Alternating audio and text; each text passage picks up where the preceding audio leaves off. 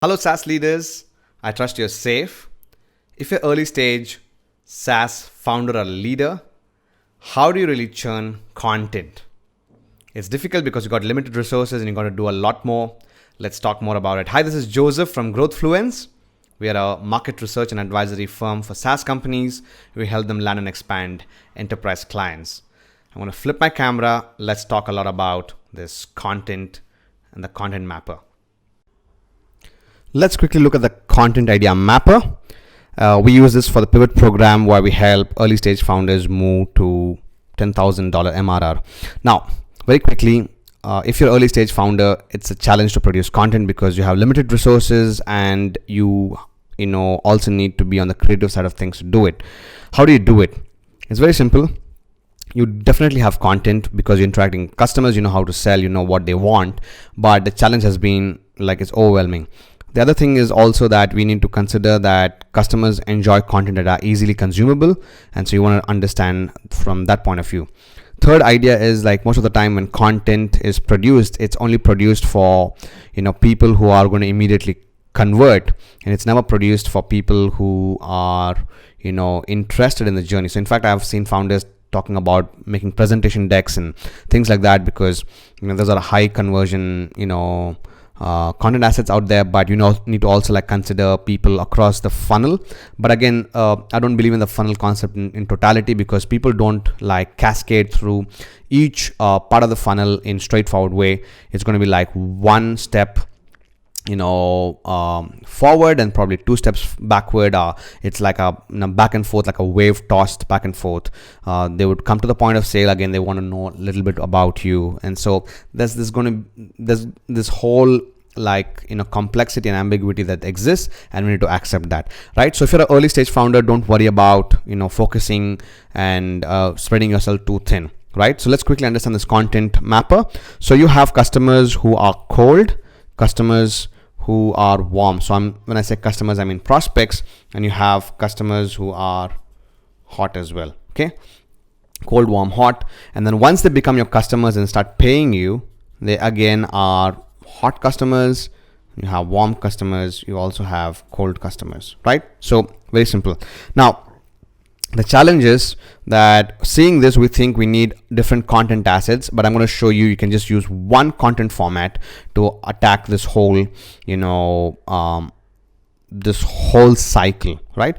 So very simple thing is, as an early stage founder, very important thing is to focus only on one segment and not on too many segments. Have one problem that you're solving, look at one format which can be repurposed, of course, and then look at one channel which is primary, and also you might want to look at one more channel which is secondary, but you want to spend very less time there. Okay, so a quick example here is Gong. Gong is into revenue intelligence. They help sales leaders and the whole sales organization. So I'm just going to put it as sales leaders, and let's say they are helping small businesses. They help across, but I'm just putting it here, and in this case probably lesser than 5. Okay, the problem they're solving is intelligence, revenue intelligence. So they're helping them provide this kind of intelligence, and that's what they do.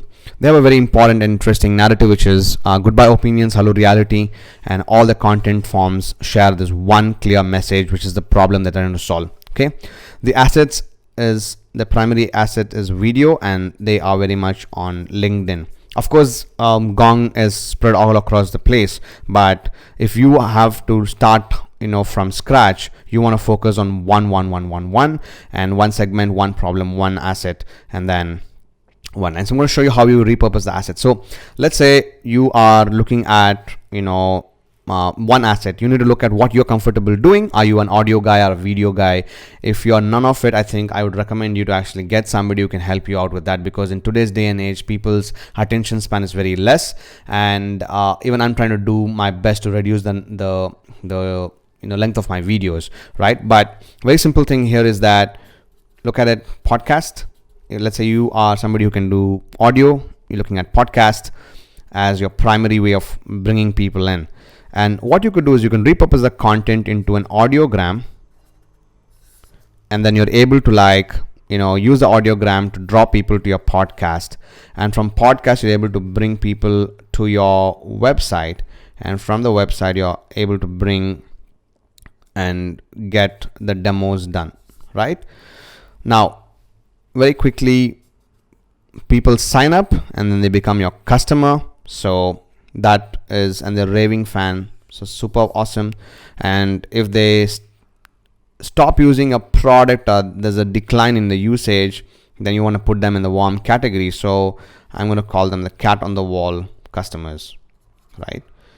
So the point is, that's the challenge that I really see, and you don't really have to worry so much about it. So now what do you do for these kind of customers? So these kind of customers, you can still put them into a community wherein you're doing a podcast series specific to them and their needs and their challenges and stuff like that, and you keep revolving around it. So you can also invite them to be like contributors to the podcast by being a guest or by providing you ideas and intelligence of what the next podcast should be.